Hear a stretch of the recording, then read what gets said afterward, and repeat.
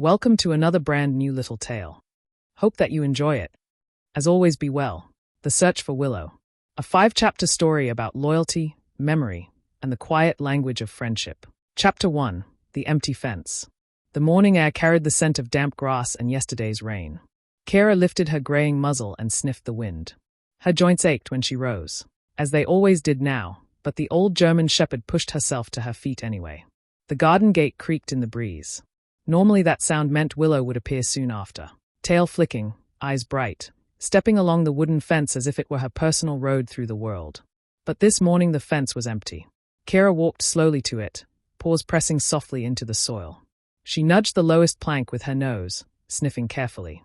Willow's scent lingered there, faint and dusty, like the memory of a warm blanket. Willow! Keira gave a quiet woof. No answer. The houses around the estate were waking up. Doors opened. Someone's kettle whistled through an open window. A bicycle rattled along the pavement.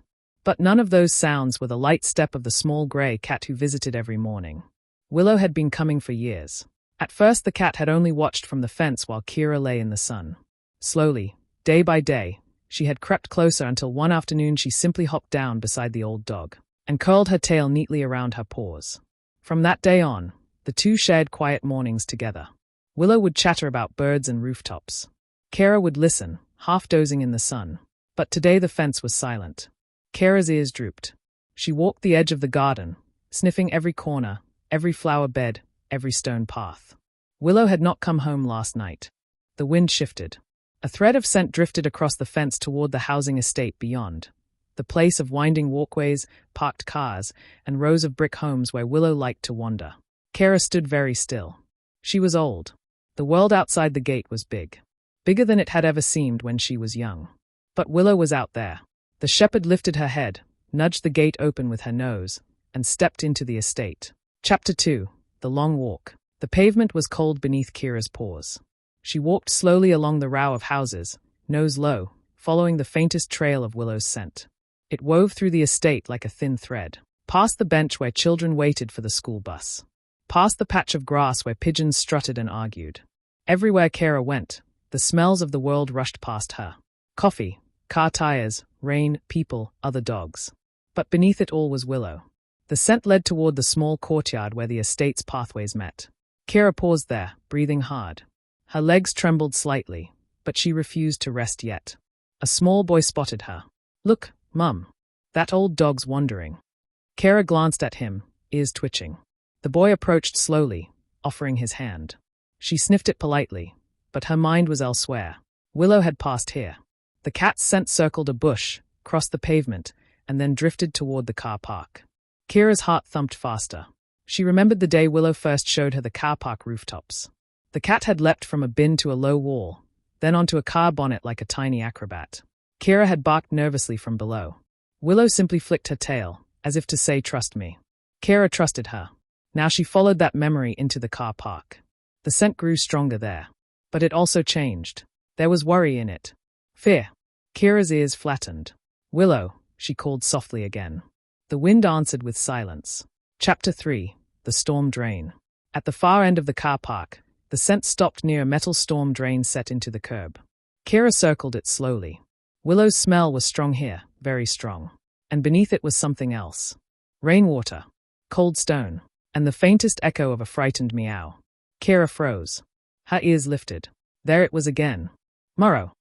The sound came from below the drain. Keira's heart leapt. Willow. The shepherd lowered herself carefully beside the metal grate and peered into the darkness. She couldn't see much, just damp concrete and shadows. But she could hear the soft scrape of paws. Willow was trapped. Keira barked once, sharp and loud. Inside the drain the cat answered weakly. Keira's tail thumped against the pavement. Relief flooded through her, but it was quickly replaced by worry. She couldn't lift the grate. She tried anyway. The old dog wedged her nose beneath the edge and pushed.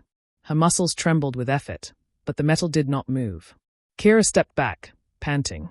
Think. When she was young, she would have dug, barked, pulled. Now her strength was fading. But she still had her voice. Keira lifted her head and barked again, loud, long, and determined. The sound echoed across the estate. Windows opened. Footsteps approached. Inside the drain, Willow meowed again, a tiny hopeful sound. Keira kept barking. Even when her throat grew tired. Even when her legs shook. She barked because Willow was there. And Willow needed her. Chapter 4, Hands That Help. A man from one of the nearby houses hurried over. "What's all that noise, girl?" Keira stepped aside and barked toward the drain. The man frowned and knelt down. For a moment he listened. Then his eyes widened. "There's a cat down there." More people gathered. Someone brought tools. Someone else fetched gloves. Keira sat quietly beside the drain, watching every movement. The metal grate clanged as it was lifted. A small grey shape crouched in the corner of the drain tunnel, soaked and trembling. "Easy now," the man murmured. He reached down and gently lifted the cat into the light. Willow blinked in the brightness. Her fur was muddy. Her whiskers drooped. But when she saw Keira, her green eyes widened. "Murrow." Keira's tail thumped wildly against the pavement. The man set Willow down carefully. For a second the cat wobbled. Then she padded straight to Keira and pressed her head against the old dog's cheek. The shepherd let out a soft, happy whine. Around them, the people smiled. "Well," one woman said, "looks like someone came to the rescue." Keira didn't understand the words. But she understood Willow. And Willow was safe. Chapter 5, The Quiet Evening. That evening the garden was warm with golden sunlight. Keira lay in her usual spot beside the fence. Her legs were sore from the long walk, but her heart felt light. A familiar shape padded along the top of the fence. Willow. Clean now, though still slightly damp around the ears. The cat leapt down beside the shepherd and settled against her side. For a while neither of them moved. They simply watched the sky turn orange. Willow purred softly. Keira rested her chin on her paws. The day had been long. Longer than any day she'd had in years. But she had found her friend. The wind stirred the grass. And as the sun slipped below the rooftops, the old dog closed her eyes, listening to the gentle rhythm of Willow's purr, knowing that tomorrow morning the fence would not be empty anymore. And sometimes, that kind of ending is the happiest one of all. Paw prints. Hopefully you have enjoyed this little tale of friendship, and it may have entertained you. Until next time, be well.